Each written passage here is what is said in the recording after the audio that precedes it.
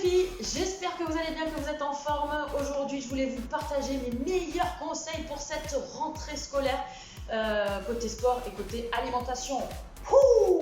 Alors, tout ce que je vais vous partager en fait, c'est vraiment pour que vous puissiez démarrer au mieux côté sport, donc sans blessure, pour que tout se passe bien, et au niveau alimentation, pour plus qu'il y ait de grignotage, etc., pour démarrer au mieux votre perte de poids. Et justement, si tu ne me connais pas encore, je m'appelle Carole, je suis coach sportive, je suis spécialisée dans la perte de poids chez les femmes, et dans mon quotidien, j'accompagne des mamans pour perdre du poids, perdre leur masse grasse qu'elles ont accumulée durant toutes ces années, perdre le ventre qu'on a un petit peu accumulé, ou alors tu sais, les petites cuisses qui se touchent. Et voilà, au quotidien, j'accompagne ces mamans là-dedans. Et si tu souhaites vraiment changer tes habitudes, changer ta routine, je t'invite tout simplement sous cette vidéo à cliquer sur mon challenge. Il est entièrement gratuit sur 7 jours, comment trouver le déclic et perdre du poids durablement. Alors tu sais quoi les filles, on est parti. Je vais te dévoiler mes meilleurs conseils pour démarrer cette nouvelle rentrée au niveau sport et alimentation. C'est parti. Conseil numéro 1 les filles, ça va être définir son objectif. Définir son objectif. Alors très souvent, j'entends dire oui Carole, moi j'aimerais perdre 5 kilos. Ouais, d'accord. Alors déjà, c'est pas mal. Tu as déjà un premier objectif, on va dire global. Après, il va falloir l'affiner. D'autres personnes, ça va être comme objectif faire une performance sportive, courir un 5 km. D'autres, c'est plus se muscler, se tonifier. D'autres, c'est vraiment faire plus des séances cardio parce qu'au niveau cardio-respiratoire, ça commence un petit peu à peiner. Donc vraiment, prends une feuille, prends un stylo et tu notes vraiment ton objectif. Moi, j'ai fait cet exercice-là et tu sais ce que j'ai fait? Je l'ai même collé sur le frigo. J'ai défini mon objectif, je l'ai collé sur le frigo. Ok les filles, dès que c'est fait, dès que tu l'as collé sur le frigo, entre les dessins de tes enfants, les photos de tes enfants, faut que tu sois en première sur le frigo. On va définir une échéance, définir une date butoir, vraiment la date à laquelle tu souhaites vraiment obtenir cette transformation. Ça peut être dans un mois, ça peut être dans 8 semaines, ça peut être dans 3 mois. Moi généralement mes coachings c'est vraiment sur 3 mois, donc essaye de te mettre une date butoir mais vraiment dans un objectif réalisable, vraiment quelque chose de réalisable, mais pas ouais dans un mois, moi j'aimerais perdre 10 kilos. Ouais, ça va être un peu chaud patate là les filles, donc non, on fait quelque chose vraiment, une date butoir qui peut être réalisable. Tu sais pourquoi on met une date butoir? Tout simplement pour préparer son planning, vraiment se dire voilà, moi aujourd'hui dans ma journée, le lundi j'ai 30 minutes, ok, comme ça tu vas pouvoir le noter, le checker, mettre en place vraiment une planification pour toi par rapport à ton environnement, toute ta programmation, les contraintes de tes enfants, les contraintes boulot, les contraintes aussi par rapport à ta vie privée. Donc ça peut être tout ça, donc vraiment mets une date butoir en fonction de ce qui est réalisable. Troisième conseil les filles, ça va être de savoir comment organiser son entraînement. Tout simplement, on va essayer de définir où est-ce qu'on va le faire. Ça peut être à la salle de sport. Si tu as pris des bonnes résolutions, tu t'es inscrit à la salle de sport, ça peut être à la salle de sport. Ça peut être chez toi, ça peut être en extérieur. Donc vraiment, il va falloir définir le lieu. Ensuite, il va falloir définir aussi quand. Quand est-ce que tu peux le faire? Comme je te disais avec le conseil numéro 2, essayer de voir par rapport à ton planning où est-ce que tu peux checker en fait des petits temps pour toi. Ça peut être 20 minutes, 30 minutes, 45 minutes, 1 heure. Tu te fixes vraiment ça, rien que pour toi, dans ton emploi du temps, pour que tu puisses bien définir combien de temps peut durer une séance que tu souhaites mettre en place. Petit rappel aussi les filles, vous ne pouvez pas cibler votre perte de poids. Très souvent, j'entends des nanas, des femmes qui souhaitent être accompagnées par mes coachings et qui me disent Carole, en fait moi j'aimerais perdre que au niveau des fessiers, tu vois, au niveau des fesses. Tu vois, j'ai un petit peu pris là au niveau du gras, au niveau des fesses. Alors les filles, je vous l'annonce officiellement, attention, une news en exclusivité, on ne peut pas cibler une perte de poids. Voilà, c'est dit, tu ne peux pas cibler ta perte de poids.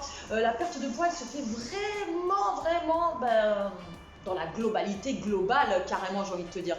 Donc vraiment, tu ne peux pas cibler. Par contre, on peut s'affiner et vraiment travailler des zones spécifiques à toi. Ok, donc troisième conseil, il va falloir que tu définisses comment tu vas procéder pour mettre en place tes entraînements, le lieu et aussi combien de temps. Voilà les filles, c'était mon troisième conseil. Une fois que tu as noté tout ça sur ton petit papier qui est bien collé sur le frigo à côté des dessins de tes enfants, Et bien, quatrième conseil, les filles, va falloir faire un déficit calorique. Alors j'espère que je vous apprends rien, un déficit calorique. Pour celles qui ne le savent pas encore, déficit calorique, qu'est-ce que c'est?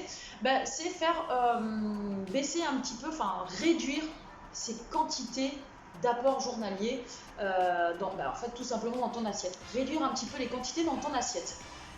Alors, ne réduis pas d'un coup. Très souvent, après les vacances, on a dit « Ouais, j'ai fait le barbecue, j'ai fait les apéros, j'ai bu beaucoup d'alcool, j'ai mangé les merguez, les saucisses, les chips, les cacahuètes, les glaces, je me suis gavée. Là, c'est terminé, je fais plus rien. » Non, les filles, va falloir pas. Il y a toujours des petits aliments plaisir.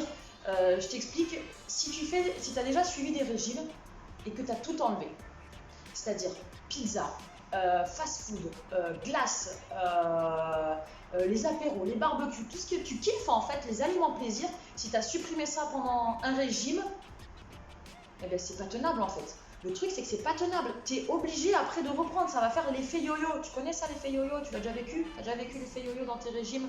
Eh ben c'est dû à ça. Moi ce que je conseille en fait dans tous mes accompagnements, tu verras, léger déficit calorique, on estime au niveau scientifique, on va dire ça comme ça, j'ai pas mis ma cape de scientifique, mais maximum tu fais un léger déficit de 10%, c'est-à-dire que tu réduis tes quantités de 10% dans toute ta journée.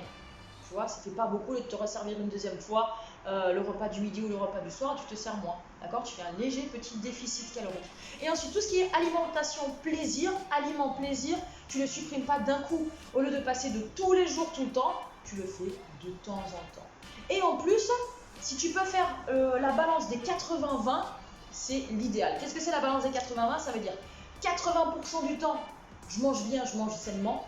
20% du temps, je me fais plaisir. Donc tu vois, sur la semaine, pas dans l'heure, hein, sinon c'est déconné, ça va pas fonctionner. Donc vraiment 80-20. Et justement, si tu souhaites aller plus loin, je t'invite juste sous cette vidéo à télécharger mon petit challenge sur 7 jours pour trouver ce déclic et perdre du poids durablement. Tu y verras tous mes meilleurs conseils, tous mes meilleures astuces. Tu verras, ça va te suivre pas à pas, un jour après l'autre, et tu vas comprendre beaucoup de mécanismes, pourquoi tu as repris ces kilos, comment on fait pour les perdre au niveau alimentation, au niveau sport et aussi gestion du stress. Voilà les filles, c'était mon quatrième conseil concernant le petit déficit calorique. Ça y est les filles, on arrive au cinquième conseil. Cinquième conseil, tu sais ce que ça va être? Ça va être de faire cette reprise doucement, vraiment comme on dit en italien, piano piano, tu le fais vraiment doucement. Écoute ton corps, le but en fait c'est d'écouter son corps. Si jamais tu as fait une séance de sport, le lendemain tu as des courbatures, ça veut dire que la séance elle n'était pas adaptée. Ça veut dire peut-être que tu as trop forcé. Si tu es en reprise de sport, reprise d'activité et ça fait on va dire 2 mois que tu avais arrêté, reprends pas comme tu faisais il y a 2 mois. Reprends on va dire à 60% de ce que tu faisais avant. Ok, et au fur et à mesure, tu intensifies au niveau des séances. Donc la première semaine de reprise, tu le fais à 60% de ce que tu faisais avant. La deuxième semaine, tu le fais à 70% de ce que tu faisais avant. La troisième semaine à 80%. Exemple, tu faisais 20 squats il y a 2 mois. C'est ton maximum, on va dire ça comme ça, où tu étais bien au niveau sport. Et bien la troisième semaine, et ben tu essayes d'en faire 18 ou 17. Voilà, tu essaies un petit peu de régler jusqu'à ce que tu arrives à nouveau à réaliser tes 20 squats sans courbature. Également les filles, au niveau du HIIT, au niveau du cardio, moi je préconise le HIIT vraiment par bride, vraiment sur des programmations sur l'année, on va dire maximum. Tu peux faire ça comme des boosts, des programmes choc boost sur maximum 4 semaines. Les séances de HIIT, moi je conseille toujours une fois max dans la semaine et tu rajoutes pas une autre dose de cardio. Tu peux aller courir, tu peux aller marcher, tu peux aller, mais pas marcher avec le chien tranquille et tout, non, vraiment la marche active. Tu peux aller faire une séance de natation, une séance de vélo, tu peux aller en salle, faire du stepper, faire du tapis, vraiment ce que tu veux en fait, vraiment une séance cardio, tu le fais doucement, tu fais la reprise tranquille à ton rythme.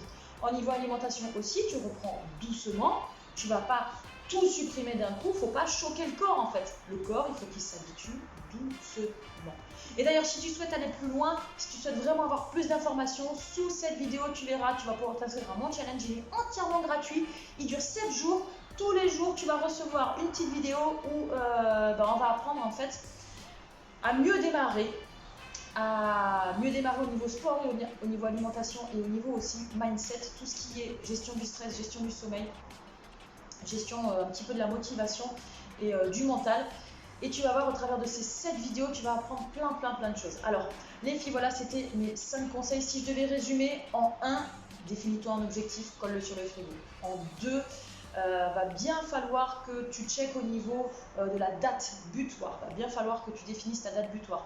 Ensuite, en 3, va bien savoir comment en fait procéder à la programmation de ton entraînement, c'est-à-dire le lieu, la durée de ton entraînement et vraiment